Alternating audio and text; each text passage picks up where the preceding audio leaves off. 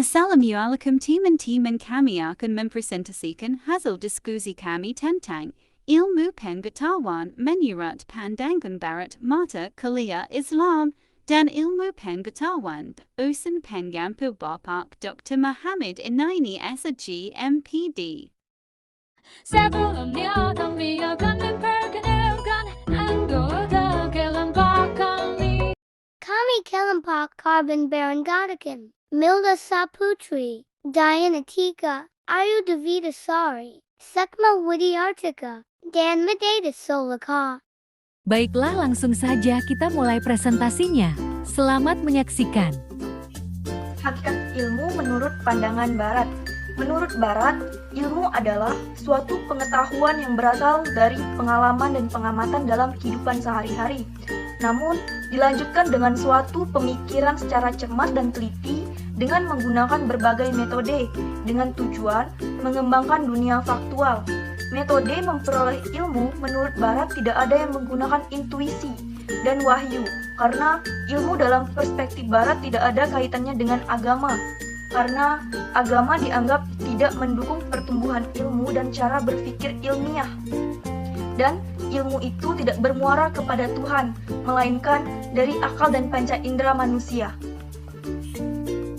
Epistemologi dalam perspektif bangsa Barat memiliki tiga hal. Yang pertama rasionalisme, kedua empirisme, dan yang terakhir kritisisme. Epistemologi dalam Islam. Yang pertama yaitu rasionalisme. Pandangan epistemologi rasionalisme menyatakan tidak mungkin sesuatu ilmu dibentuk hanya berdasarkan fakta dan data empiris atau pengamatan semata. Secara umum, rasionalisme adalah pendekatan filosofis yang menekankan akal budi atau rasio sebagai sumber utama pengetahuan. Pada masa klasik, aliran rasionalisme dipelopori oleh Plato, sedangkan masa modern tokoh ini merupakan tokoh yang paling terkenal dalam aliran rasionalisme. Empirisme adalah doktrin bahwa sumber seluruh pengetahuan harus dicari dalam pengalaman. Pengalaman indrawi merupakan satu-satunya sumber. Empirisme mengembalikan pengetahuan dengan semua bentuknya kepada pengalaman indrawi. Aliran empirisme pada masa klasik dipelopori oleh Aristoteles, sedangkan pada masa modern dipelopori oleh F. Bacon, De Hobbes, John Locke, David Hume, dan John Stuart Mill. Pengetahuan indrawi menurut Aristoteles merupakan dasar dari semua pengetahuan. Tak ada ide-ide yang natural yang mendahului, akan tetapi ilmu hakiki dan pandangannya adalah ilmu tentang konsep-konsep dan makna universal.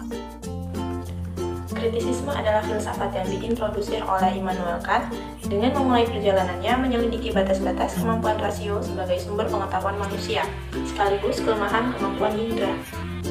Isi utama dari kritisisme adalah gagasan Immanuel tentang tiga pertanyaan yang mendasar. Yang pertama, apa yang dapat saya ketahui, yaitu tentang pengetahuan. Yang kedua, apa yang harus saya lakukan tentang estetika. Dan yang terakhir, apa yang boleh saya lakukan, yaitu tentang estetika.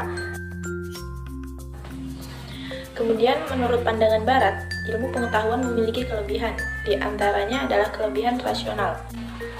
Kelebihan rasional adalah mampu menyusun sistem-sistem kefilsafatan yang berasal dari manusia, umpamanya logika yang sudah ada sejak zaman Aristoteles. Kemudian matematika dan kebenaran rasio diuji dengan verifikasi konsistensi logis. Kelebihan rasionalisme di sini adalah dalam hal nalar dan menjelaskan penalaran-penalaran yang rumit. Kemudian rasionalisme berpikir, menjelaskan dan menekankan akal budi sebagai karunia yang lebih yang dimiliki oleh semua manusia. Kelebihan ilmu pengetahuan menurut pandangan Barat yang selanjutnya yaitu empirisme. Empirisme merupakan suatu teori yang menyatakan bahwa pengalaman adalah sumber pengetahuan yang didapat dari penggunaan panca indera manusia. Kelebihan empirisme ini dapat membuka cakrawala manusia dalam berpikir dan dapat mewujudkan kehidupan manusia kepada kesejahteraan dan kemandirian serta kedewasaan dalam menghadapi problematika hidup. Mengapa demikian? Karena dengan cara berpikir empiris, maka manusia dapat mengetahui asal-usul dan sebab akibat yang terjadi pada kehidupan dunia ini. Siang pergi ke kota, jangan lupa beli alpukat. Demikian presentasi kita, semoga bisa bermanfaat. Wassalamualaikum warahmatullahi wabarakatuh.